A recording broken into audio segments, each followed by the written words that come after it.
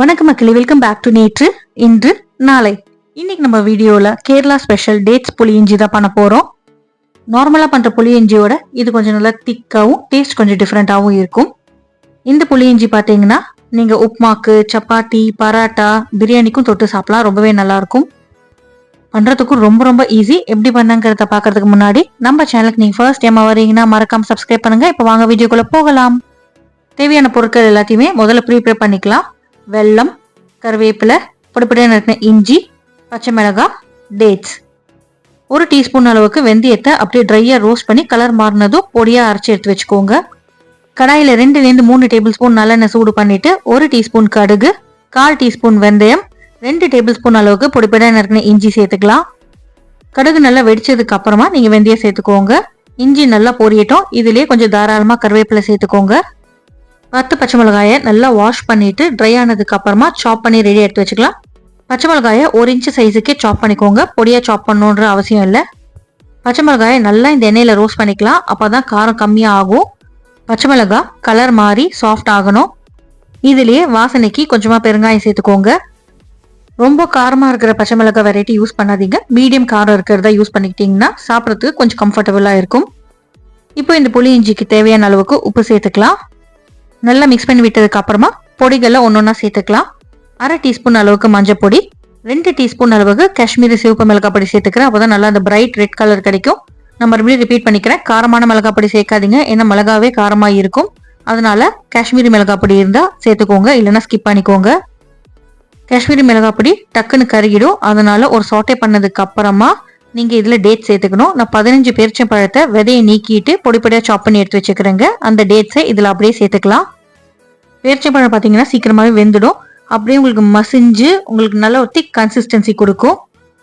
நல்லா மிக்ஸ் பண்ணி விடுங்க. பேரிச்சம்பழம் கொஞ்சம் வேகட்டும். பாதி அளவுக்கு வெந்ததுக்கு அப்புறமா 1 எலுமிச்சப்பழம் அளவுக்கு புளியை நீங்க தண்ணியில் ஊற போட்டு கரைச்சி எடுத்து வச்சுக்கோங்க. 2-3 தடவை தண்ணி சேர்த்துட்டு புளி கரைச்சல் எடுத்துக்கலாம். ஒரு பெரிய சைஸ் எலுமிச்சப்பழம் அளவுக்கு நீங்க புளி எடுத்துக்கலாம். ஏன்னா அப்பதான் காரத்து கூட புளி பேலன்ஸ் ஆகும்.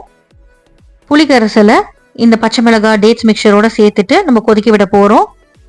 புளி கரைச்சலுக்கு பதிலாக நீங்க புளி பேஸ்ட் கூட சேர்த்துக்கலாம். புளி தண்ணியில பச்சை மிளகாய் கொதிக்கும் போது அதோட காரத்தன்மை கம்மியாகும். கலந்து விட்டுட்டு புளியோட பச்சை வாசனை போறதுக்காக ஒரு 2 to 3 மினிட்ஸ் கொதிக்க விட்டா போதும். நல்லா உங்களுக்கு திக் மிக்சரா மாறும்.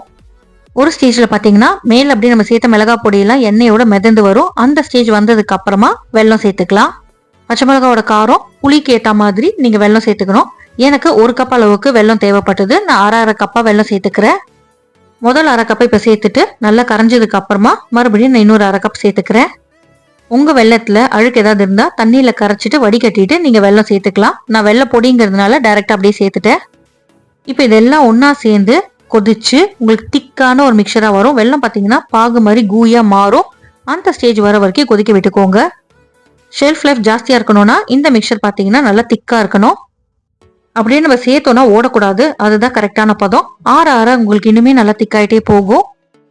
நல்லா கரைஞ்சு திக்கானதுக்கு அப்புறமா தான் நம்ம அடுப்பு ஆஃப் பண்ணோம். ஆஃப் பண்ண உடனேவே நீங்க இதுல 1 டீஸ்பூன் அளவுக்கு வறுத்து வெந்தய பொடி சேர்த்துக்கோங்க. நல்ல வாசனையா இருக்கும். வெந்தயத்தை ரொம்ப கலர் மாற வரைக்கும் வறுத்துட்டீங்கன்னா கசக்க ஆரம்பிச்சிடும். மைல்டா கரெக்டா கலர் மாற ஆரம்பிக்கும் போது நீங்க அடுப்பு ஆஃப் பண்ணிட்டு பொடிச்சிட்டீங்கன்னா உங்களுக்கு வெந்தயம் கசக்காது. கடைசியா 1 டேபிள் ஸ்பூன் அளவுக்கு நான் வினிகர் சேர்த்து மிக்ஸ் பண்ணிக்கிறேன். வினிகர் சேர்க்கறது ஆப்ஷனல் தான்.